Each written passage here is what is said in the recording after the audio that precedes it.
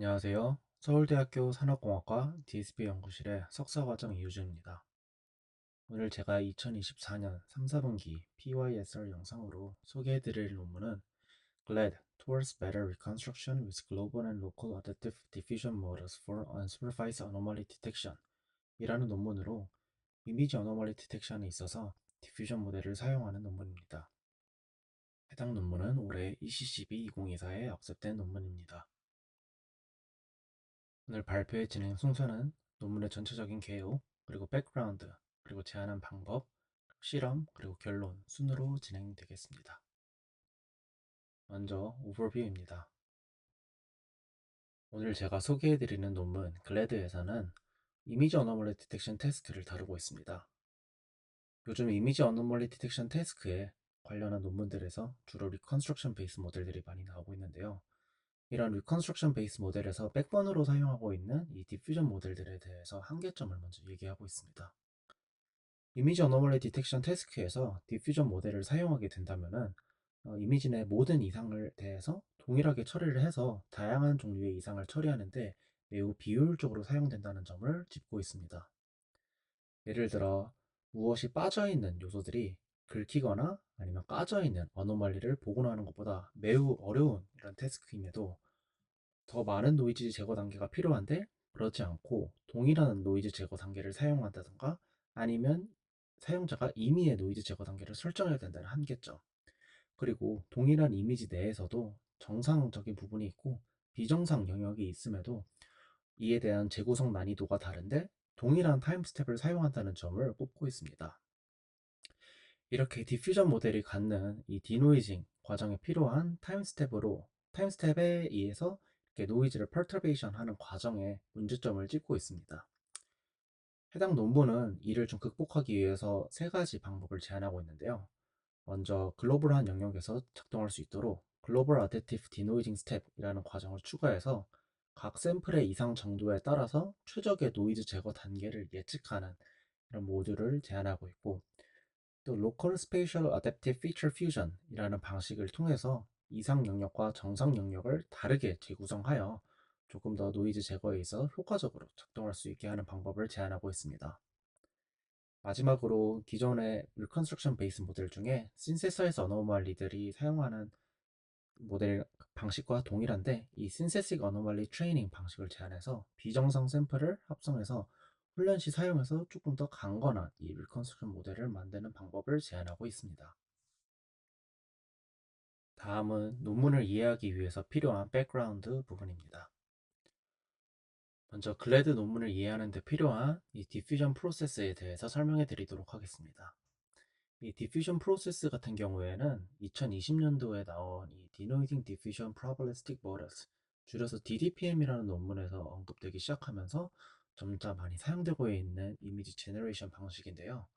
기존의 플로우 베이스드 방식이 이미지 제너레이션에서 사용되는 방식이 이미지 AD 태스크에 넘어온 것처럼 이 디퓨전 모델을 사용했던 이 디퓨전 프로세스 방식들이 요즘 리컨스트럭션 베이스 모델을 사용하는 이미지 AD의 백본 모델로 사용되고 있습니다. 해당 프로세스에 대해 간략하게 먼저 설명을 드리겠습니다. 이 디퓨전 프로세스라고 하면은 원본 이미지 X0에서 완전한 노이즈 상태, 완전한 가우시안 노이즈 상태인 XT까지 이런 보내는 이 방식이 디퓨전, 즉 확산한다라고 이해해 주시면 되겠습니다. 즉 정방향이 forward pass까지는 원본 이미지 X0에서 완전한 가우시안 상태 XT가 될 때까지 정해진 스케줄에 맞춰서 순차적으로 조금씩 노이즈를 가해주는 과정이라고 이해해 주시면 되겠습니다. 이런 과정 자체는 학습의 대상이 아니고요. 이 정해진 스케줄에 따라서 노이즈가 입혀지는 과정이라고 이해해 주시면 되겠습니다. 반대로 리버스 프로세스 자체가 이제 실질적으로 사용되는 부분인데요. 포워드와 반대로 완전한 가우시안 상태에서 원본 이미지 X0까지 순차적으로 노이즈를 제거하는 과정을 의미합니다. 해당 부분이 이제 학습 과정이 되고, 즉 각 노이즈에서 시작해서 점차적으로 일부 노이즈를 제거해줘서 원하는 이미지를 만들어내는 과정이라고 간략하게 이해만 해주시면 되겠습니다. 혹시 해당 부분에 대해서 좀 자세한 이해가 필요하신 분께서는 저희 연구실에 졸업한 이 김정석 석사과정 분께서 진행한 DDPM 세미나를 한번 참고해 주시면 되겠습니다. 그리고 이 디퓨전 모델에 대해서 여러 수식들이 나오는데요. 오늘 제가 소개해드릴 논문에서 이 수식의 응용을 많이 나타내고 있기 때문에 오늘 백그라운드에서는 다른 것보다도 이 디퓨전 모델에 사용하는 이 수식에 대해서 간단하게만 설명하고자 합니다. 먼저 디퓨전 프로세스입니다. 앞서 얘기했던 그림에 나온 이 forward 프로세스라고 생각해 주시면 되겠는데요. 즉, 처음의 상태에서 랜덤한 노이즈를 샘플에 점점 추가해가는 과정이라고 이해해 주시면 되겠습니다. 여기서의 x0는 원래의 샘플, 즉 처음 상태라고 봐주시면 되고, 입실론 같은 경우에는 무작위로 추가되는 노이즈라고 봐주시면 되겠습니다. 그리고 그 노이즈가 추가되는 부분을 조절하는 부분이 이 루트 알파 바 t, 루트 1 알파 바 t 이 부분인데요. 이 알파 바 t는 t와 반비례되는 수치로 스케줄러에 의해서 시간에 따라 다르게 정의되는 부분입니다. 즉, 타임 스태프가 크게 되면 알파 바 t는 작게 되고, 타임 스태프가 적게 되면 알파 바 t가 큰 수치가 되겠죠. 그리고 앞서 설명드린 이 DDPM 논문에 나온 여러 가지 수식들을 좀 정리하다 보면은 결국에는 이 중간 상태에서 이 처음의 상태인 x0를 한 번에 그 갈 수 있는 방향으로 수식을 정리할 수 있게 됩니다. 이를 이제 다른 논문인 Diffusion AD 같은 Anomaly Detection Task에 사용하는 논문에서는 원스텝 디노이즈라는 말로도 불리긴 하는데요. 이 부분을 쉽게 설명하자면 이 T 단계에서 예측된 노이즈를 한 번에 제거를 해서 원래의 샘플로 한 스텝 만에 복원하는 것을 설명을 하고 있습니다. 이 수식에 나온 입실론 세타 같은 경우에는 결국 이 디퓨전 모델을 통해서 학습해서 나온 이 추론된 그 노이즈라고 봐주시면 되고요. 나머지 부분 알파바 t 같은 경우에는 앞서 얘기했듯 스케줄러에 의해 사전에 정의된 값입니다. 해당 수식을 이용해서 중간 스텝 타임 스몰 t에서 이제 원본인 x0까지 한 번에 디노이징을 진행할 수 있다라고 이해해 주시면 되겠습니다. 해당 부분 같은 경우에는 수식적으로는 완벽은 하지만 일반적으로 제너레이션 태스크에서 다루는 이 넓은 디스트리뷰션의 일반적인 이미지를 생성하는 데 있어서는 매우 좀 어려운 방식이고, 오히려 이렇게 디스트리뷰션이 적은 어노멀리 디텍션 태스크에 있어서는 사용할 수 있는 일종의 트릭이라고 봐주시면 되겠습니다. 다음은 일반적인 리버스 프로세스입니다. 제너레이션 프로세스, 리버스 프로세스라고도 불리기도 하고, 즉 라지 t에서 스몰 제로까지 계속 조금씩 조금씩 이 디노이징을 추가하는 과정이라고 봐주시면 되겠습니다. 해당 수식을 통해서 스케줄러의 값들을 바탕으로 추론된 입실론 세타를 계속 적용을 해서 스몰 t에서 제로까지 순차적으로 줄여나가는 과정이라 봐주시면 되겠고요. 복원된 샘플 자체는 이제 점차적으로 노이즈가 제거되면서 원래 샘플에 가까워지는 형상을 나타낸다고 봐주시면 되겠습니다. 지금까지는 일반적으로 디퓨전 프로세스에 사용되는 수식에 대해서 알아보았습니다. 앞으로는 이미지 어노멀리 디텍션 태스크에 사용되는 이 디퓨전 프로세스에 사용되는 특수한 표기법과 이 수식에 대해서 알아보도록 하겠습니다. 먼저 이미지 어노멀리 디텍션 태스크라고 하면은 결국에는 학습의 정상적인 샘플을 이용해서 학습을 진행을 한 이후 추론 시 어노멀리가 포함된 이미지나 혹은 포함되지 않은 이미지를 바탕으로 추론을 하게 됩니다. 우선 테스트 셋에 포함된 어노멀리가 포함된 샘플을 XA라 부르겠습니다. 디퓨전 모델을 백본으로 사용하는 리컨스트럭션 베이스 어노멀리 디텍션 모델 같은 경우에는 추론할 이미지를 노이즈를 입혔다가 그를 디노이징을 통해서 다시 리컨스트럭션 결과물과 인풋과의 차이를 바탕으로 AD를 진행하게 됩니다. 이를 위해서 노이즈를 가해서 만들어진 샘플을 XAT라고 부르고, 그리고 해당 부분을 이제 디노이징을 하기 위해서 학습된 모델로 추론한 노이즈를 입실론 A라고 부르겠습니다. 이렇게 추론된 입실론 A를 가지고 디노이징을 진행해서 나온 결과물을 XA-het라고 부르도록 하겠습니다. 잘 학습된 디노이징 모델을 통해서 디노이징을 진행하게 된다면은 이론적으로는 이상치가 포함된 이 이미지가 결국 복원이 되어서 이상치가 없어지거나 아니면 제대로 복원되지 않은 채로 나와야 됩니다. 결국 XA-het은 X가 되어야 되는 게 이상적인 예이죠. 즉 정상 결과물로 나온다 할 때 이 비정상 인풋과의 차이를 n이라고 볼 수 있고, 이는 xa는 x 플러스 n이라고도 정리가 가능합니다. 이를 앞서 정리한 디퓨전 프로세스의 수식으로 정리 시 아래와 같이 정리됨을 알 수 있습니다. 이렇게 정리된 수식과 앞서 설명한 제너레이션 프로세스를 설명하는 수식을 동시에 이용해서 x의 head과 x 사이의 차이를 수식으로 표현하자면은 맨 아래의 수식과 같이 정리됨을 우리는 알 수 있습니다. 이렇게 정리된 수식 같은 경우에는 후에 설명할 프로포스 메소드에서 계속 나오기 때문에 잘 이해해 주시고 넘어가면 좋을 것 같습니다. 다음은 해당 논문에서 제안한 방법입니다. 먼저 글래드 논문에서 제안한 전체 프레임워크에 대해서 알아보도록 하겠습니다. 글래드 논문에서 제안한 프레임워크 같은 경우에는 지도학습 기반의 이상 탐지를 위한 새로운 접근 방식으로 이 글로벌과 로컬 관점에서 이상 영역을 효과적으로 탐지하고 복원하고자 할 때 사용하는 프레임워크입니다. 세부적인 프레임워크 같은 경우에는 일반적으로 디퓨전 모델을 사용하는 다른 리컨스트럭션 베이스드 어노멀리 디텍션 모델과 크게 다를 것은 없는데요. 결국 이 거시적으로 운용되는 디노이징 프로세스와 이를 합성해주는 과정이 이 논문의 특이점이라고 봐주시면 되겠습니다. 먼저 글로벌한 관점에서 이상 영역을 효과적으로 탐지하고 복원하기 위해 제안한 방법인 이 글로벌 어댑티브 디노이징 스텝에서는 각 샘플의 이상 정도에 따라서 최적의 노이즈 제거 단계를 예측하는 이 프로세스라고 봐주시면 되겠고요. 로컬한 관점에서 이상 영역을 효과적으로 탐지하고 복원하기 위해서는 이 로컬 스페이셜 어댑티브 피처 퓨전이라고 해서 중간에 검은색 마스크, 흰색 마스크를 이용해서 두 이미지를 합성해주는 과정을 말하고 있습니다. 이를 통해서 이상 영역과 정상 영역을 다르게 재구성하는 기법을 제안하고 있습니다. 그리고 이 프레임워크 그림에서는 보이진 않지만 전체적으로 학습 시 이 신세식 어노멀리 트레이닝을 이용해서 즉 비정상 샘플을 합성해서 훈련 시 사용했다라고 봐주시면 되겠습니다. 해당 부분 같은 경우에는 드림이나 mem세그, 디퓨전 AD 등 다양한 리컨스트럭션 베이스 AD에서 사용한 기법입니다. 먼저 첫 번째로 제안한 어댑티브 디노이징 스텝에 대해 설명드리도록 하겠습니다. 앞서 제가 백그라운드 부분에서 수식을 정리를 진행을 할 때 맨 마지막으로 다뤘던 부분인 x의 head과 x의 차이를 수식적으로 정리해낸 부분이 있습니다.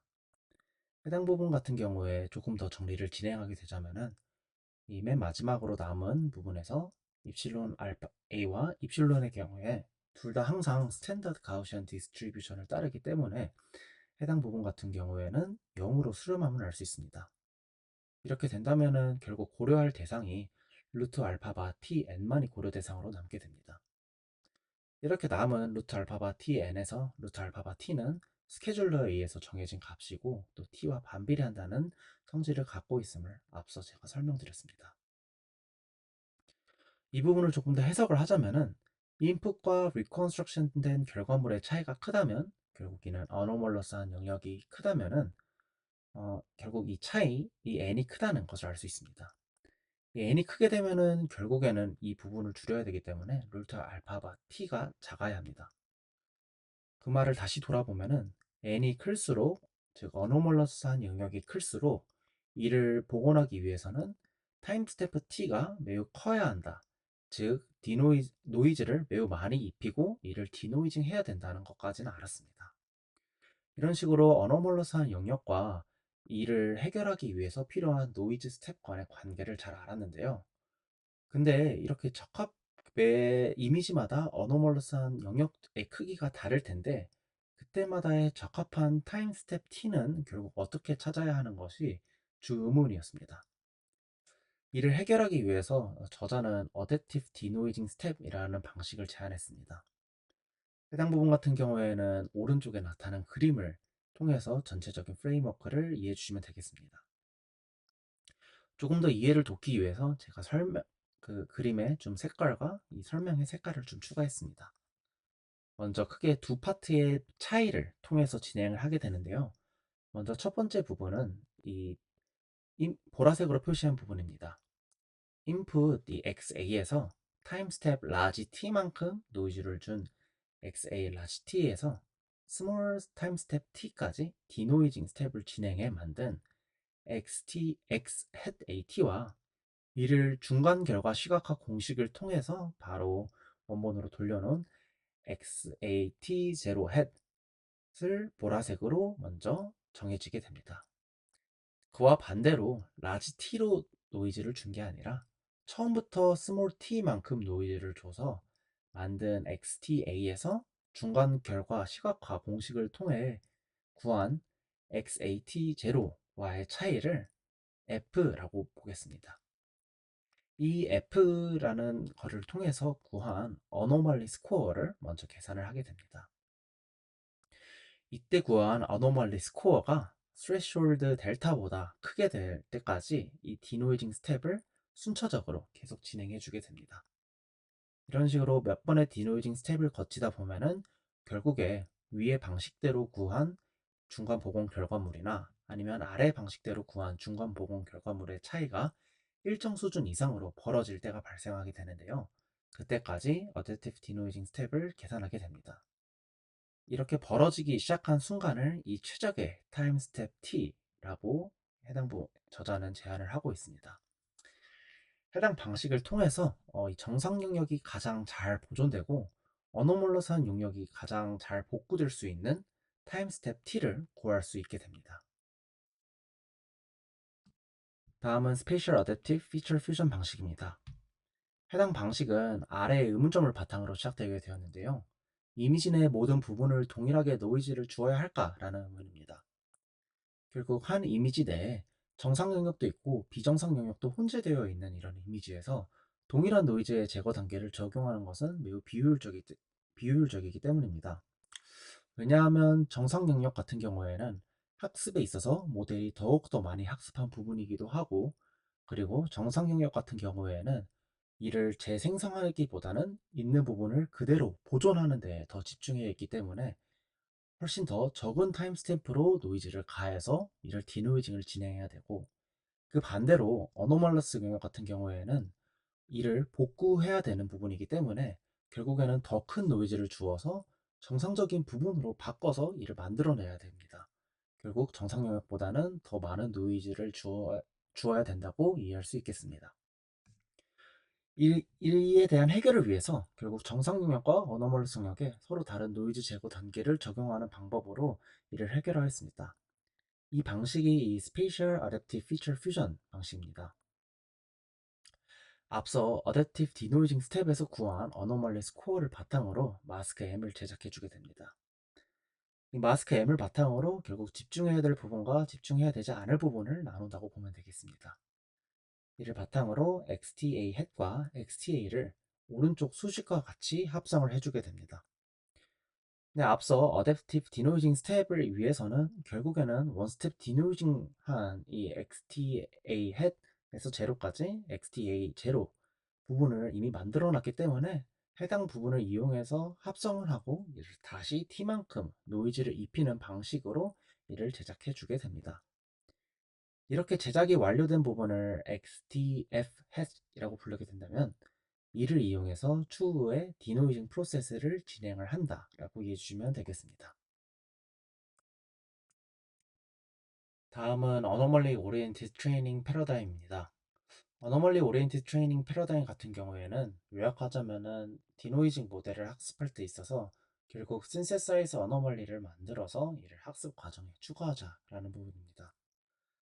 해당 부분 같은 경우에는 드림이나 memseg 그리고 이어지는 디퓨전 AD와 같은 모델에서도 일반적으로 사용하는 프로세스였습니다. 허나 해당 부분 같은 경우에는 일반적으로 관습적으로 모델에 있어서 결국 어노멀리 영역을 정상 영역으로 복구하는 역할을 부여하고자 하는 바에서 진행되었던 부분이라면은 해당 논문에서 그 해당 과정이 실질적으로 유용한 방식인지, 그리고 디퓨전 모델에 있어서 사용해도 되는 방식인지에 대한 부분을 수식적으로 잘 정리를 해서 만들어냈다는 점에 이의가 있다고 생각합니다. 이를 좀 정리하자면은 결국에는 이 리컨스트럭션 모델에서 훈련 중 비정상 샘플을 추가하는 것이 이 비정상 샘플의 노이즈 부분이 이 표준 가우시안 분포를 따르지 않기 때문에 정상 이미지로만 학습한 모델이 이를 예측하는 데 한계가 있어서 결국에는 정상 샘플만 보고서는 비정상 샘플을 제대로 복구할 수 없다라는 점에서 만들어 주었습니다. 이를 위해서 훈련 중 비정상 샘플을 추가해서 이 가우시안 분포를 넘어선 노이즈를 예측할 수 있도록 학습 과정을 재설계해서 이 기존의 memsek에서 진행했던 이 synthesize anomaly 샘플링 방식이 이 부분에서도 매우 유용하게 작동을 한다라는 것을 정리해냈습니다. 결국에는 이런 방식을 통해서 우리가 어노멀리 맵을 구하거나 스코어링을 진행을 해야 되는데요. 해당 방식 같은 경우에는 아래에 잘 정리를 해보았습니다. 어노멀리 맵 같은 경우에는 테스트 이미지와 재구성된 이미지를 비교해서 이상 영역을 매핑하는 방식으로 진행했습니다. 해당 부분 같은 경우에는 사전 학습된 다이노 모델을 이용해서 테스트 이미지와 재구성된 이미지의 레이어별 피처 FT와 FR을 추출해서 비교하는 방식을 진행되었습니다. 이는 코사인 유사도를 기반으로 이를 어노멀리 맵을 계산을 하고 이를 합산을 해서 사용을 하고 있고요. 이 방식을 통해서 어노멀리 맵을 만들어주고 어노멀리 스코어, 즉 이미지 AD에 사용되는 어노멀리 스코어 같은 경우에는 어노멀리 맵의 상위 K개의 최대값들의 평균을 이용해서 계산을 했습니다. 다음은 논문에서 진행한 실험 파트입니다. 실험 세팅은 다음과 같습니다. 이밸류에이션 데이터셋으로 엔비텍 AD, MPDD, 비자, 그리고 PCB 뱅크라는 데이터셋을 사용했는데요. 엔비텍 AD, MPDD, 비자 같은 경우에는 익숙한데 PCB 뱅크가 익숙치 않을 텐데요. PCB 뱅크 같은 경우에는 비자, 리얼 IAD, 비전 데이터셋에서 각각 PCB 기판과 관련된 데이터셋을 모아가지고 하나로 만들어준 데이터라고 봐주시면 되겠습니다. 이밸류에이션 매트릭 같은 경우에는 대부분의 이미지 AD 방식이 사용하듯 이미지 픽셀 AURC 그리고 각각의 average precision 그리고 각각의 max F1 스코어를 계산하였습니다. 그리고 또 AUPRO를 이용하였습니다. 다음은 implementation 디테일입니다. 모델은 프리트레인된 LDM 모델을 사용했고요. 이 부분에서 유넷만 파인 튜닝을 추가적으로 더 진행하는 방식으로 학습을 진행했다고 봐주면 되겠습니다. 그리고 어노멀리 스코어링이 이용된 다이노 같은 경우에는 VIT B8 아키텍처를 바탕으로 이용했고요. 이도 프리트레인 되어 있는 모델을 사용했습니다. 비자 및 PCB 뱅크 데이터셋에 대해서만 이 VA와 다이노만 조금 더 파인 튜닝을 진행했다고 나와 있습니다. 이미지 해상도 같은 경우에는 512x 512의 이미지를 이용했고 추가적으로 256x 256도 진행했다고 추후 장표를 통해 확인할 수 있습니다. 그리고 결국 아노멀리 맵 컨스트럭션에 있어서 다이노에서의 레이어별 피처를 뽑는다 했는데 이때 사용된 피처를 뽑는 레이어는 3번, 6번, 9번, 12번 레이어를 사용했다고 나와 있습니다.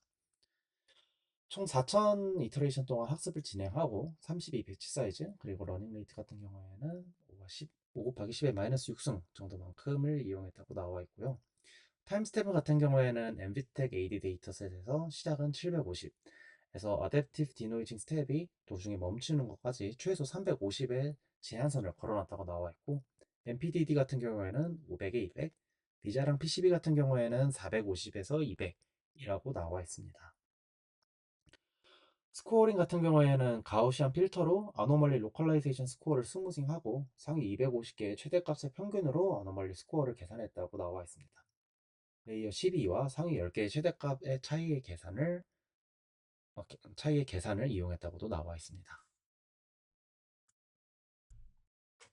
다음은 이렇게 세팅된 데이터셋을 바탕으로 스코어링된 결과를 한번 보겠습니다. 전체 데이터셋과 전체 이런 이밸류에이션 매트릭에 대해서 한 번에 정리된 장표만을 갖고 와 보았는데요. 종합해서 보자면은 인베딩 베이스드 모델인 패치코어 RD4AD, 심플랩, 그리고 리컨스트럭션 베이스드 이미지 AD 모델인 DREAM, OCRGAN, DDAD와의 모델 성능을 종합적으로 비교해 보았을 때 이미지 레벨에서는 15개 클래스에서 9개 클래스에서 소타를 달성하고 픽셀 레벨 기준으로도 비교 대상 대비 가장 높은 성능을 달성했다는 것을 확인할 수 있습니다. 다음은 이 시각화 결과를 통해 한번 비교해 보겠습니다. 재구성 결과를 보자면은 다른 방법들은 비교적으로 큰 규모의 이상 능력을 정상 능력으로 재구성하는데 실패한 케이스들이 많이 보이는 경우가 있습니다. 제일 윗줄의 이 도토리 케이스를 보시면은 그 부분이 제일 도드라지게 나타나는 것을 확인할 수 있겠습니다. 그에 반해 오늘 제안한 글래드 같은 경우에는 이상 영역을 매우 정확하게 재구성할 수 있음을 확인할 수 있습니다. 또 F와 H열을 좀 비교하다 보면은 다른 방법들은 일부 이상 영역을 그냥 무시하거나 아니면 부정확한 위치를 생성하는 경우가 있습니다. 그에 반해서 글래드 같은 경우에는 이상 영역을 보다 좀 제대로 탐지하고 I열, 특히 맨 마지막 행에 있는 것 I열을 보게 되면은 보이듯이 가장 정확한 이상 위치를 파악하는 것을 확인할 수 있습니다. 다음 부분은 어블레이션 스터디 부분입니다. 먼저 제안한 방법인 언어 Adaptive Denoising Step, ADS의 적용 효과에 대해 먼저 보도록 하겠습니다. 제가 보라색으로 친 부분 위주로 봐주시면 되겠습니다. Adaptive Denoising Step 같은 경우에는 적절한 노이즈를 선택해서 정상 영역의 정보를 최대한 보존하고 이상 없이 재구성하는 것을 보장하게 됩니다. 실험 결과에서 ADS를 사용한 경우 성능이 크게 향상되는 것을 확인할 수 있었습니다. 픽스 스텝과 어댑티브 스텝의 차이를 보게 된다면은 고정된 스텝과 어댑티브 디노이징 스텝을 비교한 결과 고정된 스텝이 어댑티브 스텝보다 우수한 성능을 보이는 것을 확인할 수 있었습니다. 다양한 이상경 및 적절한 노이즈 스텝 선택을 하는 것을 보게 된다면은 결국 오른쪽 그림을 보게 되면은 ADS 같은 경우에는 작은 스텝을 선택해서 재구성이 성공하는 것을 볼 수 있고, 반면 큰 이상 BDF 같은 경우에는 더 큰 스텝의 노이즈를 제거해서 이상이 없는 이미지를 능동적으로 잘 타임 스텝을 조절해서 해결하는 현상을 잘 확인할 수 있었습니다. 다음은 이 ADS와 ATP와의 조합의 효과를 먼저 보도록 하겠습니다. ATP와 ADS를 결합하게 되면은 이 디노이징 단계가 더 줄어들어서 재구성 성능이 더욱 향상되는 것을 볼 수 있습니다. 앞서 361스텝을 보던 게 ATP까지 결합하다 보니까 331스텝으로 더 줄게 되고, 이런 식으로 스텝이 더 주는 것을 확인할 수 있었는데요. 이를 통해서 ATP를 사용하지 않았을 때보다 더 많은 이상을 제거하게 되고 더 명확한 이미지를 생성하기에 도움을 준다는 것을 확인할 수 있었습니다. 비교 과정에서 이상 정보를 덜 포함하게 해서 정상 정보는 더 많이 유지하고 이상을 완벽하게 제거하는 데 도움을 주었고요.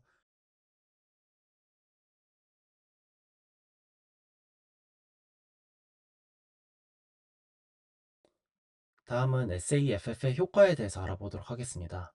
SAFF 같은 경우에는 예측된 샘플과 테스트 샘플의 특징을 바탕으로 생성된 마스크를 사용해 결합하는 방식을 의미하는데요. SFAF 같은 경우를 사용하는 부분을 보게 되면은 결국 잔여 이상 정보를 더욱 효과적으로 제거해서 이상 탐지 및 위치 성능을 개선한 것을 확인할 수 있습니다. 재구성된 샘플에서 남아있는 이상 정보를 더 제거를 해서 정상 영역의 정보를 더 잘 보존함에 하는 방향으로 도움을 주다 보니까 성능이 향상된 것을 확인할 수 있습니다. 마지막으로 ATP, 즉 어노멀리 신세사이즈 이 데이터를 학습에 사용하는 거에 대한 효과를 한번 알아보도록 하겠습니다.